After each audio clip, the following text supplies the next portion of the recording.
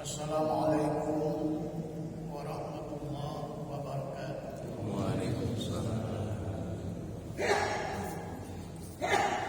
Alhamdulillahi rabbil alamin wa bihi nasta'in ala umuri dunya waddin.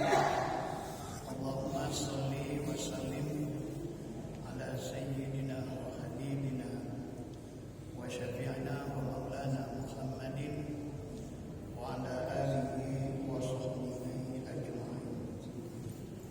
Rabbi shrah li sadri wa yassir li amri wahlul 'uqdatam min lisani yafqahu qawli. Ya Fattah ya Alim iftah lana Allahumma innaka 'afuwwun karim tuhibbul 'afwa fa'fu 'anna ya karim. Bapak Imam yang saya hormati dan seluruh pengurus Masjid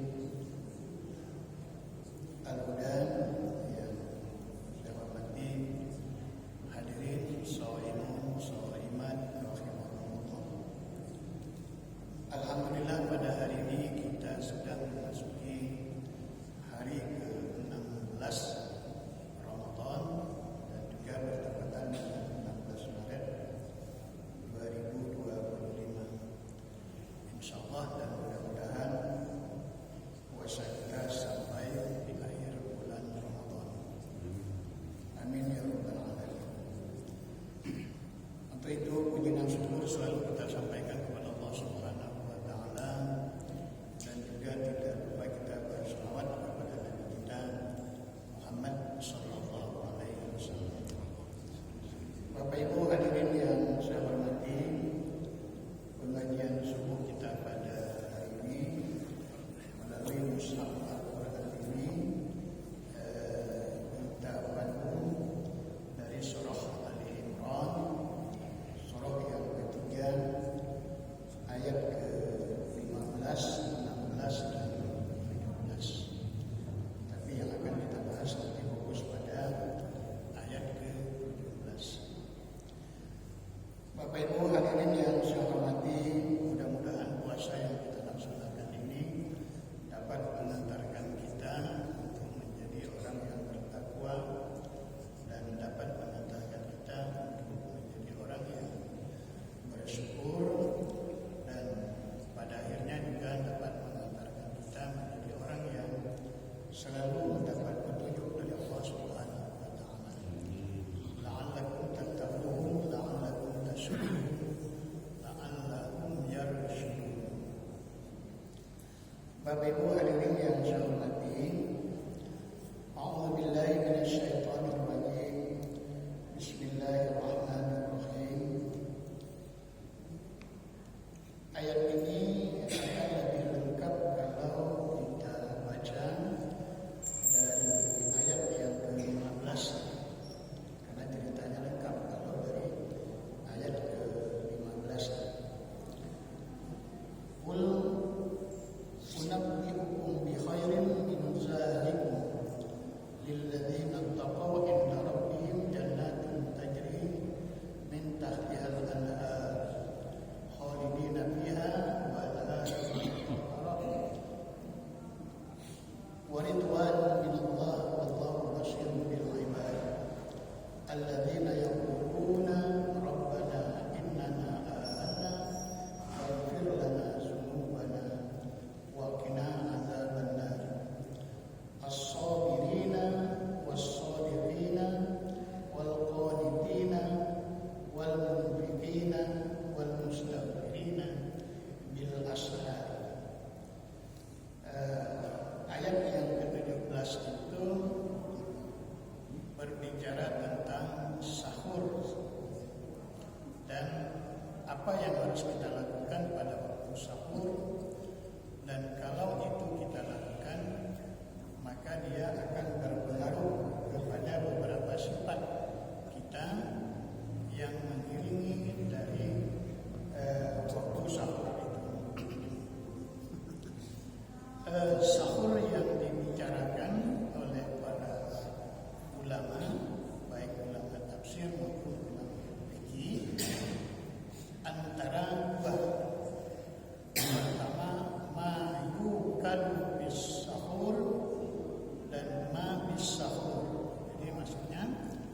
sebenarnya yang dimaksud dengan sahur itu makan sahurnya atau waktu sahurnya. Gitu. Mengapa didikan pada bulan Ramadan itu kita disuruh atau setiap puasa itu kita disuruh bersahur. Jangan sampai di malam-malam yang kita tidak puasa itu kita tidak sahur. Jadi makna yang paling utama adalah waktu sahurnya. Bangun pada waktu sahurnya, dan pada waktu sahur itu selama waktu sahur utamanya itu kita melakukan istighfar. Itu Jadi makan sahur walaupun hanya seteguk minum air itu hanya sunat dari waktu sahur. Oleh karena itu orang yang tidak makan sahur maka dia boleh berpuasa dan puasanya sah. Kata-kata sahur di dalam Al-Quran hanya disebut di 3 tempat. Pertama pada surah Al-Imran ini ayat ke-17 dan juga nanti di surah Az-Zariyat. Di situ juga berbicara wabil ashari yastaghfirun. Ciri-ciri orang yang mengarahkan dirinya untuk menjadi orang takwa pada waktu sahur itu dia beristighfar. Jadi pada waktu malam itu ada beberapa waktu yang kita sadari. Kalau disadari itu kita ingat. Pertama yang disebut dengan nisful lail. Jadi kalau ada nisfu Sya'ban, ada nisful lail. Nisful lail itu pertengahan malam al-akhir. Jadi kalau kita melewati pertengahan malam dan pada pertengahan malam melewati beberapa menit, maka kita sudah disunat muakkadkan atau diutamakan sholat tahajud. Dan sesudah sholat tahajud kita juga dianjurkan sholat witir. Jadi pada setiap malam itu kalau kita sudah sholat isya pada waktu isya, kalau melewati setengah malam berapa menit pun itu jadi sama dengan waktu suruh. Jadi kita melewati pertengahan malam itu kita disunatkan sholat tahajud dan setelah itu kita sholat witir. Oleh karena itu sesudah sholat witir, kalau melihat praktek Abu Hurairah, kata Abu Hurairah ada 3 amalan yang diwasiatkan kepada Rasul dan insya Allah tidak saya tinggalkan, kata Abu Hurairah. Pertama, puasa pada setiap pertengahan bulan 3 hari, Yaumul Bid, hari tanggal 13, 14 dan 15 pada pertengahan bulan Arab, bulan Hijriah.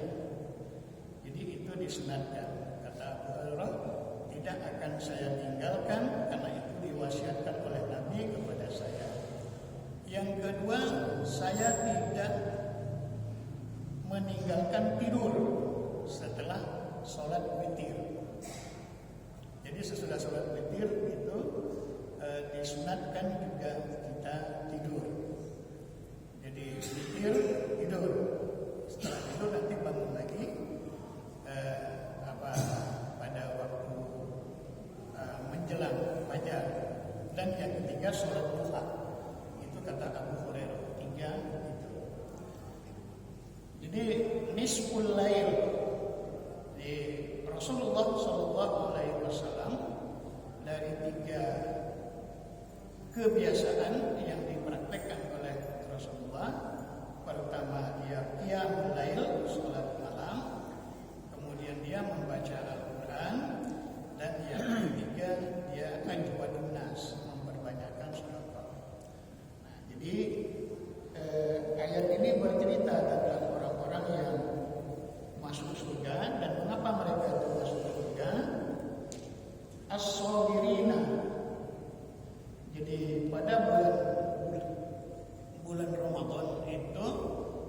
dengan beristighfar pada waktu sahur itu akan menghasilkan karakter sifat sabar. Jadi wabil ashar yastaghfir. Jadi waktu sahur yang hakikatnya itu, yang sebenarnya itu adalah Qubailul fajril awal. Jadi menjelang fajar awal. Jadi sekitar 10 sampai 15 menit menjelang waktu fajar. Itu waktu sahur yang dianjurkan itu beristighfar sebanyak mungkinnya. Jadi setelah masuk waktu fajar itu kalau kita sekarang imsak itu, antara imsak dengan subuh itu waktu fajar awal dalam fikihnya. Jadi sahur itu Qubailul tulu'il fajril awal. Oleh karena itu menjelang sahur dianjurkan untuk menutup sahurnya dengan minum. Menandakan bahwa ada makan pada waktu imsak itu. Dan itulah yang membedakan puasa ahlul kitab dan puasanya umat Nabi Muhammad, karena ada makan pada waktu sahur itu. Jadi puasa ahlul kitab sebelum umat Nabi Muhammad itu sahur itu tidak ada. Sahur dalam pengertian makan tadi. Jadi walaupun yang dimakan, yang diminum, yang ini adalah minum air. Jadi ada penutupnya. Itu kalau mungkin kita praktekkan bahwa kita sahur, makan sahur, minum di waktu sahur. Karena waktu sahur itu ada barokah, ada penutupnya.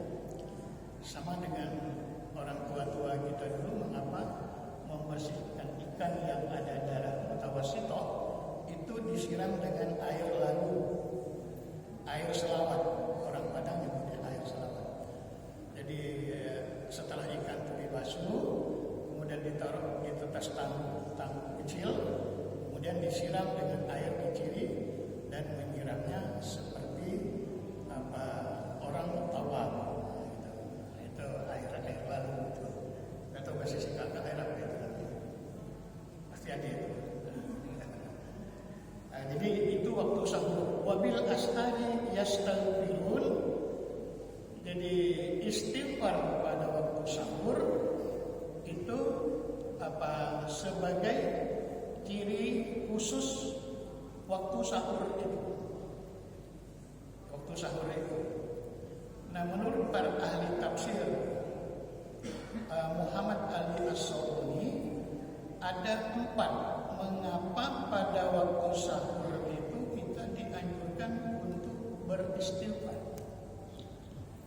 Pertama, pada waktu sahur itu an-nafsu asfa, jiwa kita dalam keadaan jernih, tenang. Jadi ternyata ketenangan kita itu ada di waktu sahur itu. Oleh karena itu disarankan untuk beristighfar. Yang kedua, pada waktu sahur itu ajma'ul malaikat berkumpul. Jadi ternyata di dalam hadis-hadis itu pada waktu sahur itu pertama aplusan malaikat pengiring kita yang disebut dengan malaikat muhafadzah, malaikat muhafadzah atau malaikat muaqibah. Jadi setiap kita ini ada malaikat yang menyertai kita, dan penjelasan hadis aplusnya malaikat 4 pada waktu siang hari, 4 pada waktu malam hari, itu adalah pada waktu fajar itu. Oleh karena itu waktu fajar itu diambil, maka pada waktu sahur itulah kita melakukan istighfar. Yang ketiga, berdoa di pada waktu sahur itu termasuk waktu doa istijabah, doa yang mudah dikabulkan oleh Allah Subhanahu wa Ta'ala. Dan yang keempat, mengapa pada waktu sahur itu diambil, dinikmati? Karena pada waktu sahur itu ibadahnya apa kalau bahasa kita itu sikokul ibadah, kan berat gitu. Nak nyiram kaki di waktu subuh itu berat sekali. Oleh karena itu petunjuknya fikihnya, sebelum berwudu itu disiram telapak kaki sampai mata kaki. Itu bahasa ketika malaikatnya terpelancit, iblis terpelancit. Nah, jadi memulainya itu adalah dengan menyiram kaki sampai mata kaki. Baru naik lagi nanti dari mata kaki sampai ke lutut, dari lutut sampai ke paha dan sampai ke ketiak, kemudian sampai ke bahu. Dianjurkan untuk sekedar 10 detik belum menyiram ubun-ubun. Karena secara medis juga, mengapa pada waktu kita mandi itu kita tidak dianjurkan langsung menyiram ubun-ubun? Karena suhu badan kita itu dalam keadaan panas, dan itulah yang sering penyakit stroke itu jadi diawali dengan menyiram kaki. Jadi karena ibadah pada waktu sahur itu sulit, maka dia termasuk waktu yang barokah. Nah ini mengapa wabil ashari yastaghfirun itu. Jadi tadi yang dianjurkan kita mendapat waktu sahur itu. Oleh karena itu setiap malam itu ada sahur. Jangan sampai kita memahami kalau tidak di bulan Ramadan sahurnya tidak ada. Jadi selama kita dapat mengambil waktu sahur itu, maka dimanfaatkan waktu sahur itu. Jadi tempat berkumpulnya malaikat itu pada waktu sahur. Kemudian pada waktu sahur itu juga kita dianjurkan dengan sebenarnya yang saya sebut sedekah subuh. Walaupun belum siap kita realisasikan, tetapi ada niat kita untuk melakukan sedekah subuh. Mungkin dengan niat kita bahwa kita menyisihkan 2.000, kita kumpul dalam dompet kecil kita. Nanti setelah pada ulama menunjukkan sampai 40 hari, baru kemudian nanti kita lakukan berikutnya. Jadi ada sedekah khusus namanya sedekah subuh. Nah itu yang kemarin saya sampaikan, tradisi di Makkah dan Madinah itu. Jadi kalau ada orang yang ngasih roti itu keras, biasanya panjang, sulit makannya kalau nggak dicecel dengan air gitu. Nah, maka pada waktu sahur itu mereka bersedekah yang disebut dengan sedekah sahur. Wal mustaghfirina bil ashar, mengucapkan orang-orang yang mengucapkan istighfar pada waktu sahur. Apa yang terjadi? Dampaknya itu, pengaruhnya itu as-sabirina. Insyaallah dengan istighfar itu akan mendidik diri kita menjadi orang yang sabar. Kemudian wal qanitina. Qaniti itu taat, patuh. Patuhnya itu di atas taat. Jadi dalam menjalani agama sesuai dengan kemampuan kita, ada ketaatan kita. Jadi apa yang dijelaskan oleh Rasulullah itu, selagi bisa kita dapat melaksanakannya, maka kita laksanakan. Kalaupun tidak dapat setiap malam, mungkin ada di antara malam-malam khusus dari satu minggu itu kita dapat memanfaatkan as-shodiqina, jadi apa, as-shobirina was-shodiqina, dan mendidik orang menjadi benar. Jadi istighfar itu amalan pertama sebelum kita meminta ampun. Kan di bulan Ramadan itu Rasulullah salah satu yang dia lakukan menurut Siti Aisyah, dia mengucapkan doa minta ampun. Maka praktek kita dalam tarawih, Allahumma inna nas'alukal apa tadi, wal afwa, meminta maaf itu. Jadi maaf itu kalau dalam penjelasan ulamanya, kalau istighfar itu baru nutup, belum menghapus. Kalau bahasa HP-nya itu belum di-delete. Jadi dosa kita itu, kesalahan kita itu, dengan kita beristighfar itu ditutup, ditahan. Jadi al-ghafru itu sama dengan artinya helm. Jadi wal mustaghfirin itu kita berdoa mengucapkan istighfar agar dosa-dosa kita itu tertutup, tapi belum dihapus. Masih ada kasetnya itu, rekamannya itu masih ada. Nah, dengan kita meminta maaf kepada Allah, maka dosa itu meningkat menjadi dihapus. Jadi kalau ibarat tuduhan itu formulir apa namanya itu, kalau jaksa itu P21-nya lah dicabut, tidak dituntut lagi. Nah, itu maaf. Maka di bulan Ramadan sebanyak mungkin Allahumma innaka afuwun karim tuhibbul afwa fa'fu anna. Allahumma innaka afuwun, ada yang pakai karim, ada yang tidak. Allahumma innaka afuwun tuhibbul afwa fa'fu anna. Dalam praktek tarawih kita, Allahumma inna nas'alukal afwa, ada doanya seperti itu. Dan itu yang membuat kita itu menjadi gembira. Jadi kalau doa kami itu di akhirnya apa? Allahumma ja'alna fi hadhil lailatis syarifatil mubarakati minas syuhada'il maqbulin. Orang yang bahagia, yang amal ibadahnya diterima. Wala taj'alna minal asyiya'i al-mardudin, dan tidak menjadi orang yang bersedih. Jadi ciri puasa itu adalah kita gembira dengan puasa kita itu.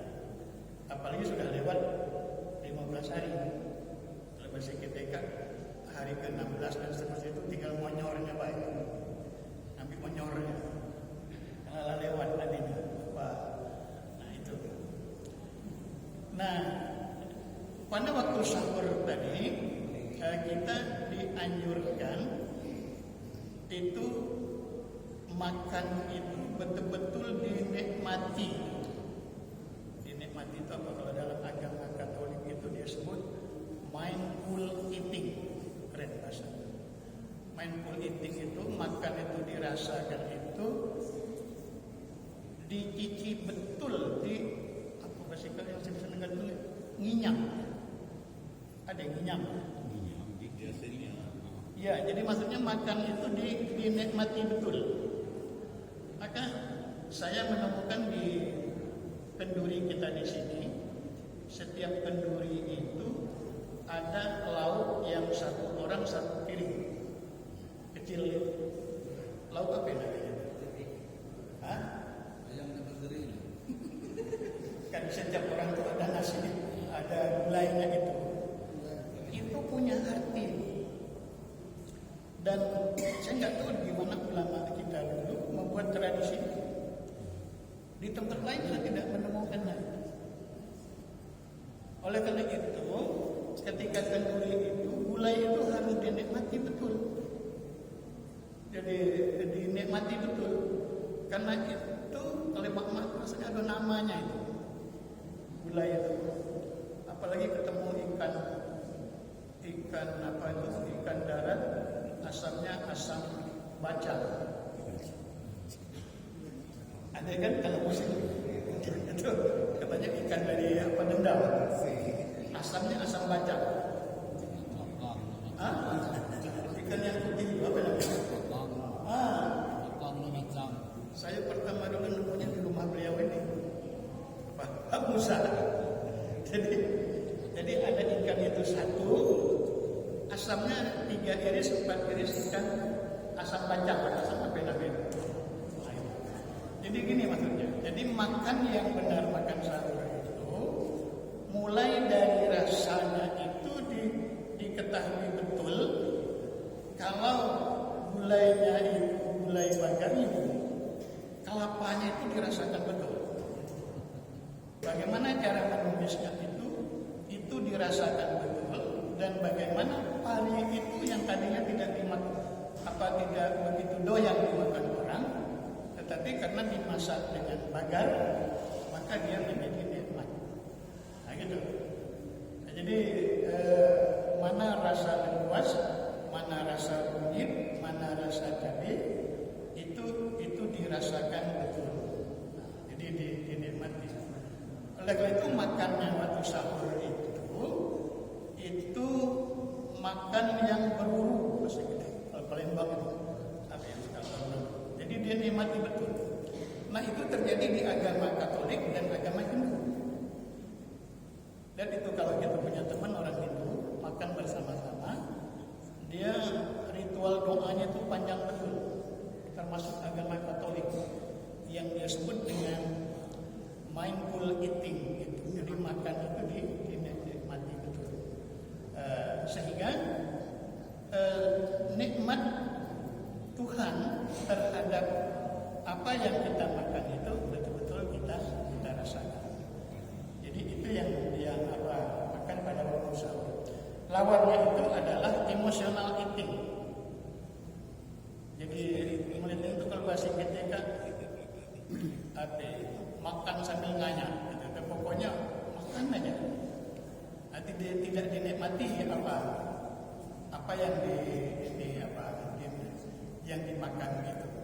Nah, itu yang disebut dengan makan sahur. Itulah sebabnya apa wasahiru wa inna bis sahur barakah. Jadi jangan sampai tidak makan sahur tadi, mencicipi karena pada sahur itu adalah barokah. Ada barokah. Oleh karena itu kita menggiring puasa kita itu mulai dari bulan Rajab dulu. Allahumma barik lana fi Rajab wa Sya'ban wa ballighna Ramadan. Insyaallah doa yang kemarin dikabulkan oleh Allah. Karena sebaik-baik ibadah itu innamal a'malu binniyat wa innamal a'malu bil khawatim. Dan sebaik-baik ibadah itu adalah ya nutup nanti sampai akhir. Nah, itu bulan Ramadan kita. Begitu hilal masuk, kita juga dianjurkan untuk berdoa. Apa doanya waktu hilal kemarin? Allahumma ahillahu alaina bil yumni wal iman was salamati wal islam hilal khairin wa rusdin. Jadi begitu di sidang isbat hilal, kita dianjurkan berdoa pada waktu itu. Nanti adalah doa agar kita diberi kekuatan, diberi kesehatan dan keteguhan iman di dalam berpuasa itu, sehingga puasa kita menjadi baik. Jadi kembali kepada waktu sahur tadi, wabil ashari yastaghfirun. Jadi pada waktu sahur itu kita manfaatkan untuk beristighfar sebanyak mungkin. Bila perlu ditutup dengan sayyidul istighfarnya. Jadi beristighfar itu. Karena pada waktu itu insyaallah doa kita dikabulkan oleh Allah Subhanahu wa taala. Wal munfiqina, dan kita menjadi orang yang menafkahkan harta itu di jalan yang benar. Apa yang kita beri, apa yang kita sampaikan, apa yang kita manfaatkan itu menjadi benar. Wal mustabirina bil ashar. Jadi kalau di dalam TikTok ada hidayat itu dia balik menjelaskan. Kalau mau menjadi orang sabar, kalau ingin menjadi orang yang benar, kalau ingin menjadi orang yang menafkahkan hartanya dengan baik dan menjadi orang yang taat, maka perbanyaklah istighfar pada waktu sahur. Itu maksudnya. Jadi mengapa kita pada waktu sahur itu dihiburkan? Jadi diutamakan waktu sahurnya, jangan sampai sahurnya makan, tetapi sholat fajarnya tidak didapati. Maka di sela makan itu kita melakukan sholat fajar. Sampai nanti kalau sholat fajarnya sudah tercapai, kita melakukan sholat subuh. Karena waktu fajar itu sampai waktu subuh masuk. Setelah subuh masuk sampai fajar yang kedua nanti terbit matahari. Nah, di antara waktu subuh dan waktu fajar kedua itu ada waktu yang pernah kita sebut dengan waktu hailulah. Waktu hailulah itu waktu tidak boleh tidur.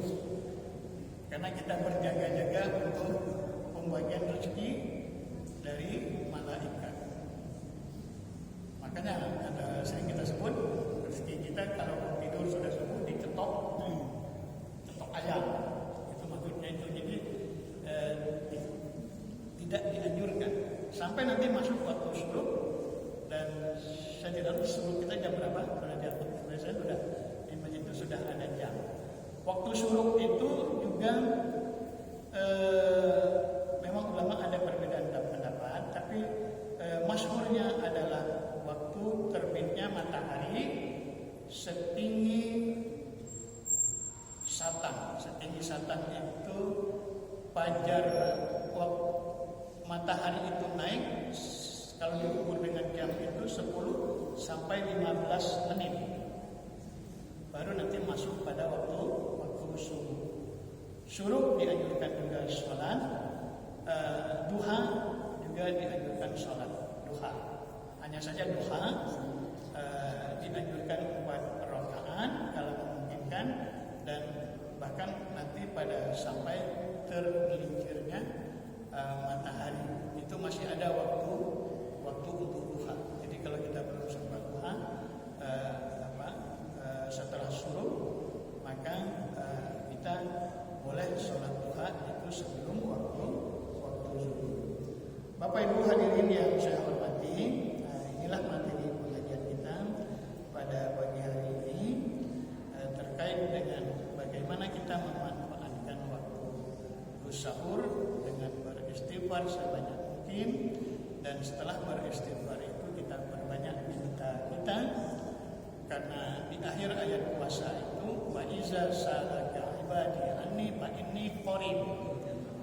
Kalau di bulan Ramadan itu hamba saya bertanya tentang saya, maka Rasulullah katakan kepada umatmu, saya adalah dekat. Di dalam hadis qudsi dikatakan, kalau kita mendekati Allah itu sejengkal, shibron, sejengkal, maka Allah mendekati kita itu sehasta. Betapa maha dekatnya Allah.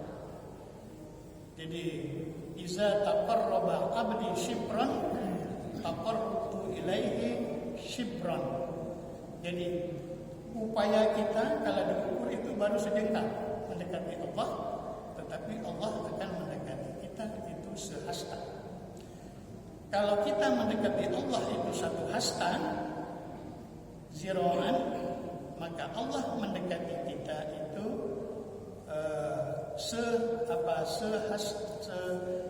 sedepak baan. Jadi kalau kita mendekati Allah itu satu jengkal, maka Allah mendekatkan kita satu hasta.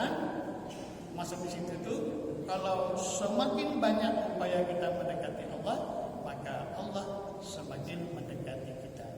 Itu disebut dengan fa inni qarib.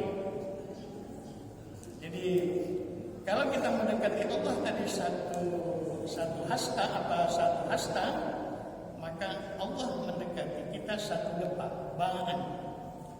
Kemudian di ujung hadis itu, apabila hambaku mendatangi aku, wa iza atani yamshi, kalau kita mendekati Allah itu berjalan secara jalan santai, maka Allah mendekati kita harwalatan. Harwalatan itu berlari kecil. Harwalat, seperti pada waktu sa'i itu. Jadi itu penjelasan dari hadis Rasulullah di dalam hadis qudsinya, wa iza sa'alaka ibadi anni fa inni qarib ujibu da'watad da'i, dan saya akan memperkenankan mengabulkan doa-doaku, falyastajibu li, maka hendaklah dia menjalani perintah saya, wal yu'minu bi, dan beriman kepada kita, sampailah tujuan puncak dari puasa itu, la'allahum yarshudun, semoga kita mendapat petunjuk. Orang yang mendapat petunjuk dari Allah Subhanahu wa taala, dia akan bermanfaat untuk dirinya dan insyaallah juga bermanfaat untuk orang lain. Bapak Ibu hadirin yang saya hormati, mudah-mudahan bermanfaat apa yang kami sampaikan. Dan dari ayat surah Ali Imran ayat 15, 16, 17 itu nanti boleh diulang lagi, dibaca lagi, karena ini terkait dengan penjelasan wabil ashari yastaghfirun. Karena pada waktu sahur itu kita makan. Demikian, lebih dan kurang mohon maaf. Wassalamualaikum warahmatullahi wabarakatuh.